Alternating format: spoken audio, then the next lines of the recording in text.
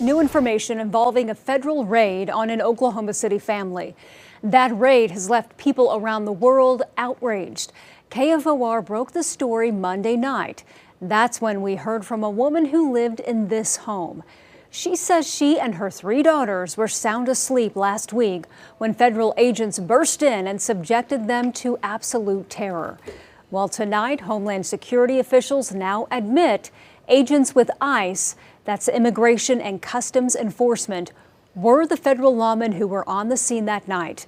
They also admit the woman and her 3 daughters are U.S. citizens and were not suspects they were supposed to be taking into custody. Now, over the past 2 days, let me tell you, we've heard from hundreds of people in Oklahoma, perhaps you or someone you know, even across the nation and even across the world, asking how could this have happened? News 4's Spencer Humphrey has the update.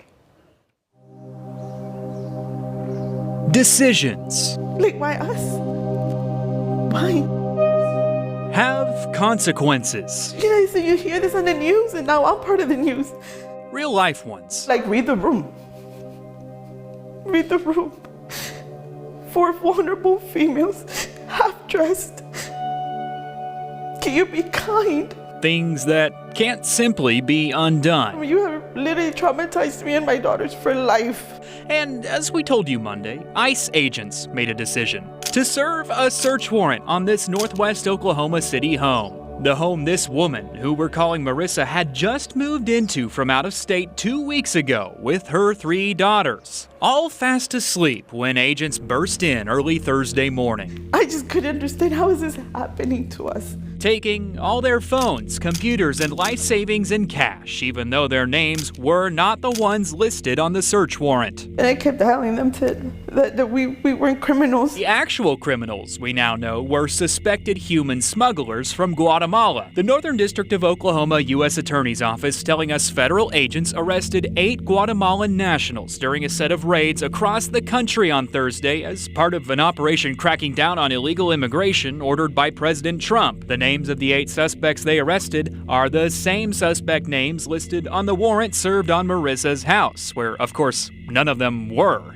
For days, we've been asking the U.S. Department of Homeland Security, which oversees ICE, for answers. They finally responded Wednesday, confirming the raid on Marissa's house was part of that nationwide operation and admitting for the first time Marissa and her family were not supposed to be targeted, telling us ICE was carrying out a court-authorized search warrant for a large-scale human smuggling investigation. The search warrants included the location of an address where U.S. citizens recently moved. The previous residents were the intended targets. Since our report first aired Monday, it's gained international headlines, catching the attention of attorney Patrick Giacomo. And I opened my phone and saw this and just thought, here we go again. He's got good reason to say that. So yesterday morning, I argued a case in the U.S. Supreme Court on behalf of a family from Atlanta who were the victims of a wrong house raid committed by the FBI, who simply failed to check the address on the house before they sent in a SWAT team. Giacomo is with the Institute for Justice, a national nonprofit legal advocacy group. They're representing that Atlanta family free of charge. He was walking out of the U.S. Supreme Court after arguing their case when he saw Marissa's story.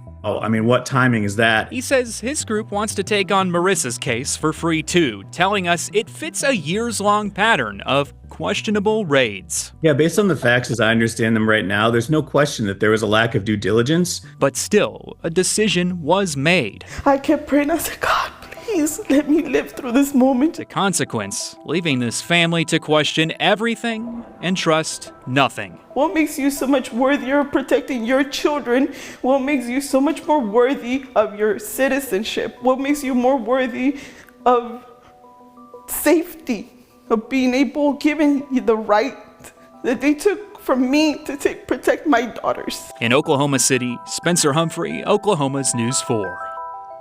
All right, Spencer. Now, we reached out to the Department of Homeland Security again today, asking whether the agency plans to apologize to Marissa and her daughters. We also wanted to know, will they give back the items they confiscated from the family?